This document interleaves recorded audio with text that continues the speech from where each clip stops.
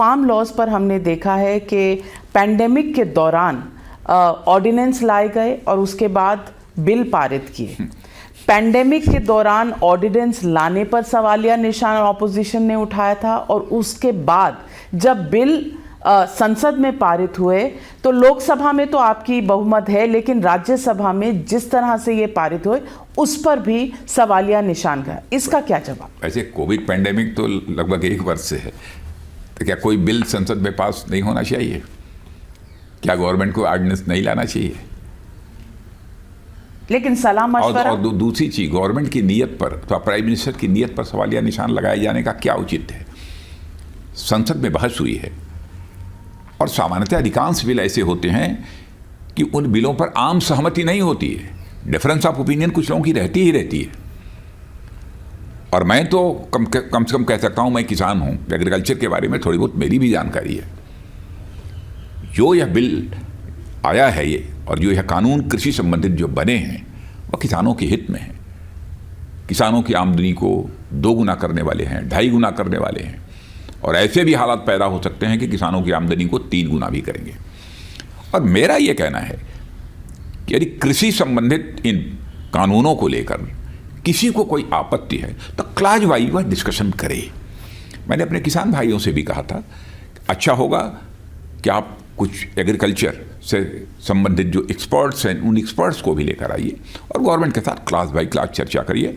और मैं देश के किसान भाइयों को आश्वस्त करना चाहता हूं कि जहां भी आवश्यक होगा, कृषि और किसान, एग्रीकल्चर और फार्मर, इनके इंटरेस्ट में वह संशोधन करने के लिए सरकार पूरी तरह से तैयार है। राजनाथ जी, आपको लगता नहीं कि इस सारे इशू को समझने में अगर किसानों से कहीं ना कहीं भूल चूक हुई है या ऑपोजिशन ने इसको एक मुद्दा बनाया है और अपॉर्चुनिस्टिकली एक्सप्लॉइट किया है, तो वहाँ कहीं ना कहीं सरकार की भी समझने में, लोगों की मंशा समझने में कहीं ना कहीं गलती हुई?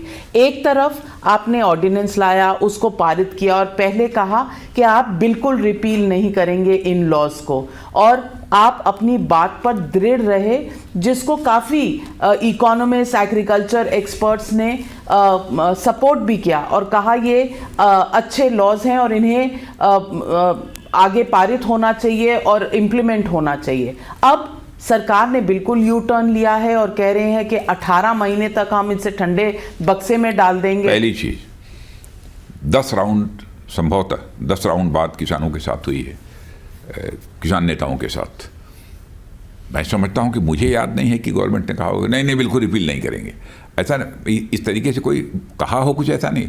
बराबर गवर्नमेंट ने यही कहा है कि जो भी क्लॉज वाइज डिस्कशन करिए, जहां आवश्यक होगा हम संशोधन करेंगे। मेरी जानकारी यही है। लेकिन इस पर यदि किसान इन कानूनों पर और थारोली यदि विचार करना चाहते हैं और गंभीरतापूर्वक विचार यदि करना चाहते हैं, तो हमारे कृषि मंत्री ने यह प्रस्ताव उनके सामने रखा कि 1.5 साल के लिए हम इसको स्थगित करने को तैयार हैं, और इस बीच हम बैठक में चर्चा करके और कहाँ क्या संशोधन करने की आवश्यकता है वो करेंगे, इस संबंध में फैसला करेंगे। पर राजनाथ जी, यही तो मेरा सवाल है, क्योंकि सूत्रों के हवालों से सरकार ने ये संदेश जरूर भेजा था और हम मीडिया में हैं, इसकर सूत्रधार तो हम हैं। इधर हमारे को ब्रीफिंग होती थी और उधर हम किसानों को जाके उनसे उनकी मंशा पूछते थे। तो ये कहा गया था कि सरकार कभी भी रिपील नहीं करेगी, संशोधन के लिए तैयार है, आप आइए बातचीत कर रही है। ये 55 दिन पहले और उसके बाद पहले 7-8 राउंड की यही पोजीशन थी सरकार की। 10वें राउंड पर आकर सरकार ने अपनी पोजीशन बदली है और कहा है हम 18 महीनों के लिए इसको स्थगित कर देते हैं, अब आप हमसे बात कीजिए। आपने जो ये प्रेशर है, जो मैंने जो बात कही है वो इस बात पर कहा, आपने कहा कि बैठक में ऐसा कहा, मैसेज भेजा सूत्रों के माध्यम से, इन सब सारी चीजों, हमें मंत्रियों ने ब्रीफ किया है। हो सकता है किसी ने किया हो, आपको मैं उस पर कोई आपत्ति नहीं करता हूं, हो सकता है। लेकिन यदि 1.5 साल का समय हम कह रहे हैं कि 1.5 साल तक इसे हम लागू नहीं करेंगे, यानी इस बीच हम किसानों के साथ बैठकर बात करेंगे और जो कृषि से संबंधित जो एक्सपर्ट्स होंगे उनके साथ बैठकर बात करेंगे, जहां आवश्यक होगा संशोधन करना वहां संशोधन करेंगे। पर राजनाथ जी, किसी को कोई आपत्ति किसानों क्यों ने होनी तो चाहिए? ये भी ठुकरा दिया है, उन्होंने कहा है 18 महीने का जो स्थगित करने का प्रपोजल है हमें वो भी एक्सेप्टेबल नहीं है, रिपील एंड नथिंग एल्स। और वो कह रहे हैं 26 तारीख को दिल्ली में रिंग रोड पर वो ट्रैक्टर रैली करेंगे।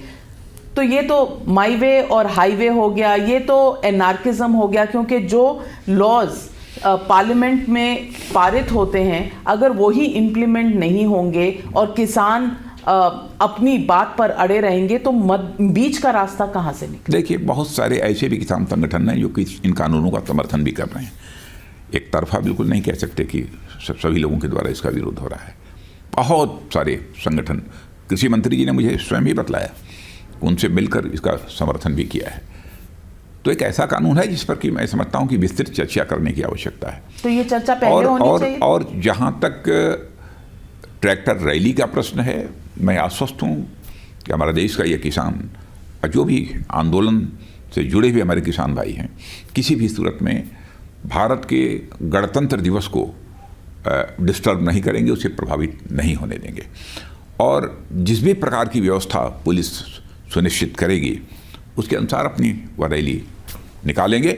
और मैं आश्वस्त हूँ कि रैली भी यदि निकालेंगे तो उस पर भारत का तिरंगा झंडा होगा हमारे किसानों के ट्रैक्टर पर वो रैली निकालेंगे, दिल्ली के अंदर शामिल होंगे। वो कहते हैं वो पाकिस्तान पंजाब के बॉर्डर से लेकर दिल्ली के बॉर्डर तक जब आए थे तो भी उन्होंने अपना बल दिखाया था।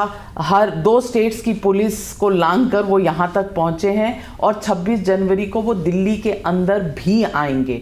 मैं पूछ रही हूँ कि 55-56 दिन से ये प्रोटेस्ट चल रहे हैं, सरकार ने जो आज पोजीशन ली है और कहा है कि चलिए वाइडर कंसल्टेशन करेंगे, ये पोजीशन पहले लेनी चाहिए थी, क्योंकि पहले तो कुछ लोगों ने आपकी पार्टी में कहा कि ये तो खालिस्तानी आके बैठे। ऐसा नहीं होता है कि जिस दिन कोई आंदोलन पर बैठा हो उसी दिन सब सारी चीज़ें एकदम बिल्कुल सॉर्ट आउट हो जाएंगी।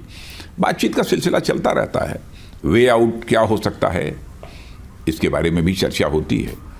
तो गवर्नमेंट की तरफ से एक रास्ता निकाला गया है कि 1.5 साल तक के लिए हम इसको स्थगित करते हैं, उसके बाद मिल बैठकर ये बातचीत करेंगे कि कहाँ संशोधन करने की आवश्यकता है, वहाँ हम संशोधन करेंगे।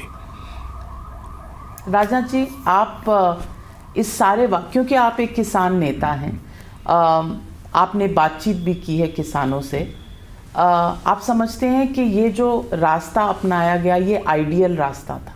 नहीं, मैं मानता हूँ कि गवर्नमेंट ने एक समय दिया है किसानों को एक बार उनके साथ बैठकर बातचीत करने का। ये समय बातचीत का पहले नहीं होना चाहिए था? नहीं, बातचीत तो लगातार चल रही थी। जब नहीं निकला रास्ता, लगा कि कुछ और समय इसमें लगेगा, तो सरकार ने कहा कि ठीक है, हम 1.5 साल के लिए स्थगित करते हैं, फिर आपके साथ बैठेंगे, आप भी इस पर पुनर्विचार करिए। हमारी आप ये कहने को तैयार नहीं है कि कहीं ना कहीं किसानों की मंशा समझने में शायद सरकार से नहीं, ऐसा नहीं, बिल्कुल नहीं। आप किसानों की मंशा को समझने के लिए ही लगातार ये बैठकों का सिलसिला चल रहा था। दूसरी तरफ जो लोग सपोर्ट करते हैं इन रिफॉर्म्स को, फार्म लॉज को, वो कह रहे हैं कि कहीं ना कहीं सरकार ने एनार्किस्ट के सामने घुटने टेक दिए हैं, क्योंकि ये एनार्की है। अगर किसानों को कहा जा रहा है कि आप सरकार से बात कर लीजिए, वो किसी हल पर उतरने को तैयार नहीं है। सुप्रीम कोर्ट आई, उन्होंने अपनी कमेटी एक गठित की, उस पर भी उनको भरोसा नहीं है। तो क्या हम एक एनार्की की तरफ जा रहे हैं? नहीं, मैं ऐसा कुछ नहीं कहना चाहूँगा आंदोलनकारी किसानों के लिए। अब भी मुझे भरोसा है कि वह क्षण आएगा जब किसान भाई सरकार के साथ बैठकर बातचीत के द्वारा ही उसका समाधान निकालेंगे।